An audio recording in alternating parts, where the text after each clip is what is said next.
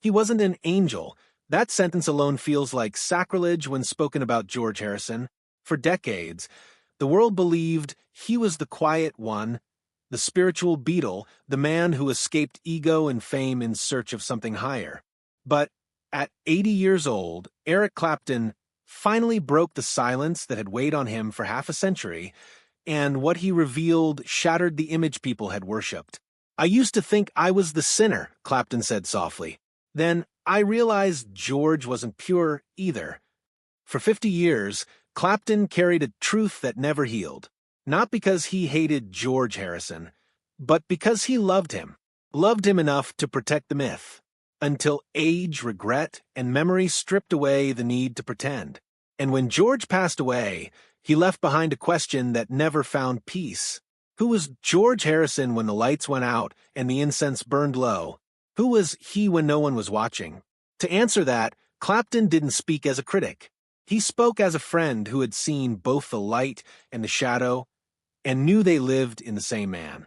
When the Beatles reached their creative peak in the late 1960s, the world watched George Harrison transform.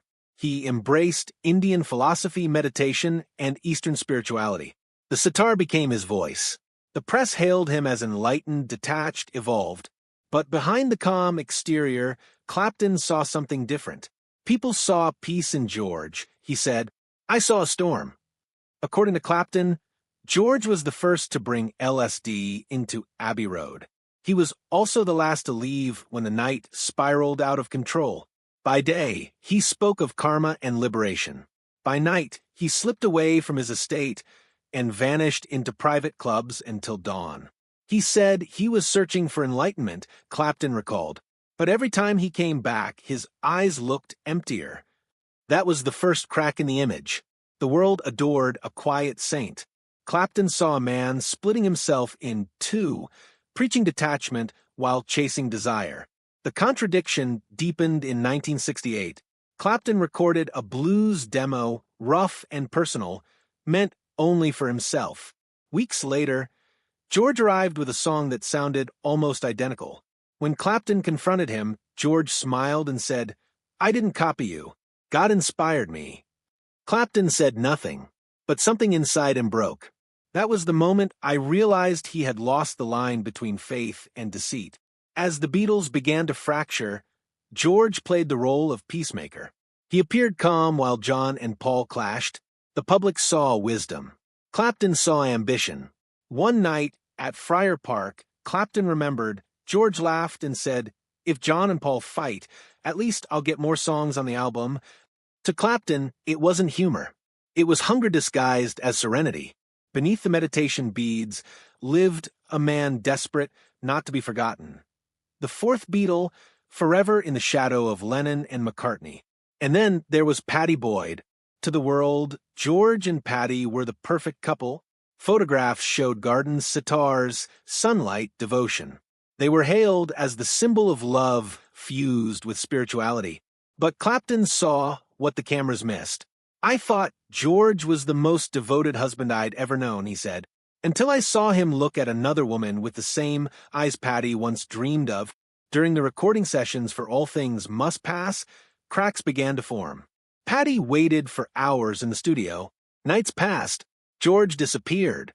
And then Clapton saw him leave side by side with Maureen Starkey, Ringo Starr's wife. "He smiled at me," Clapton said. "The kind of smile someone gives when they're doing wrong but pretending it's normal." When Ringo discovered the affair, he left home. George didn't apologize. Instead, he sank deeper into what he called universal love. Love isn't bound by earthly rules, George told him. Love is karma. To Clapton, it sounded like faith twisted into justification. George could chant for hours, then use those same words to excuse betrayal. He preached liberation, yet chained himself to desire. He spoke of compassion, yet shattered the people closest to him. When Pattie finally broke down, she went to Clapton's home. She cried and said, "I don't recognize the man I married anymore." That night, Clapton realized something terrifying.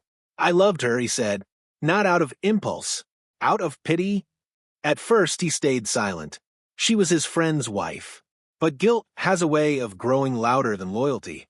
In 1971, trapped between rage and heartbreak, Clapton wrote Layla. The world heard a love song. George heard a message. I didn't write it because I loved Patty, Clapton admitted. I wrote it because I was angry. Every chord carried accusation. Every note whispered a truth the world refused to hear. When asked about the song later, George smiled and said, I know who it's for, but love doesn't belong to anyone. To Clapton, it was the coldest thing he'd ever heard. George and Patty divorced in 1974. Patty left Friar Park carrying the memory of a man she once thought was holy, only to discover he was deeply human and deeply broken. Clapton and Patty eventually came together, but Clapton never called it victory. I didn't steal my friend's wife, he said. I took back what he had thrown away. But the story didn't end there. After the divorce, George didn't return to peace. He disappeared into faith. From the outside, Friar Park looked like heaven, gardens, lotus ponds, music drifting through the air. Inside, Clapton said, it felt like something else entirely. George wasn't meditating anymore, he said. He was performing rituals. Once a month, George held what he called nights of cleansing. Incense filled the hall. Candles burned low. Monks chanted for hours. If anyone stopped, Clapton recalled, George stared at them and said, your soul isn't awake yet. At midnight, drums thundered. George demanded they beat the evil out of their bodies. His eyes glowed. His voice didn't sound like the man Clapton once knew. Later, George told him John Lennon's spirit still visited him through the smoke. He said John talked to him. Clapton whispered. That's when I knew he wasn't finding God. He was running from guilt. Visitors were forced to chant before meals. Guitars were placed on altars. George demanded devotion, not friendship. If this kind of story touches your heart, if you're someone who cares about truth, responsibility, and speaking up for the voiceless, please like this video, subscribe to our channel, and share it with someone who should hear it. He didn't need friends anymore, Clapton said. He needed followers. When Clapton tried to intervene, George smiled and said, you don't understand true spirituality. Maybe he was right, Clapton admitted. Maybe all I understood was loneliness. After John Lennon's death, George collapsed entirely. He burned incense all night and played Here Comes the Sun with trembling hands. He believed John was listening, Clapton said. I think by then, George didn't know who he was talking to anymore. Even after Clapton married Patty, George remained present. Late-night calls, notes from Friar Park, strange statements. He once told me, Clapton said, if I die, I'll merge into you. That way I'll still have Patty. George wasn't angry. That frightened Clapton more than rage ever could. He forgave me, Clapton said, but he never let go. By the 1990s, George feared something more than death. He feared being forgotten. Every time I visited, Clapton recalled, he asked, do they still remember me? He drank not for pleasure but memory. Some nights, he played the song he wrote for Patty and cried alone. In 1998, George sent Clapton a handwritten note with a single line, I forgive, but I don't forget. Clapton understood immediately. George had forgiven everyone except himself. When cancer came, George wore a gentle smile. The world believed he was at peace. He wasn't, Clapton said. He was afraid of leaving with things unresolved. Before he died, George asked only one thing, keep our music alive. On November 29, 2001, George Harrison passed away. Clapton sat in silence, unable to speak. I lost my friend, he said, and the rest of my youth. A year later, Clapton organized the concert for George. When he played, he wasn't honoring a saint. He was making amends. The applause wouldn't stop. Tears streamed down his face. George left in the light, he whispered. But that light was born from our darkness. At 80 years old, Clapton finally told the truth, not to destroy George Harrison's legacy, but to free it. He wasn't a saint, Clapton said. He was human, and I loved him for that.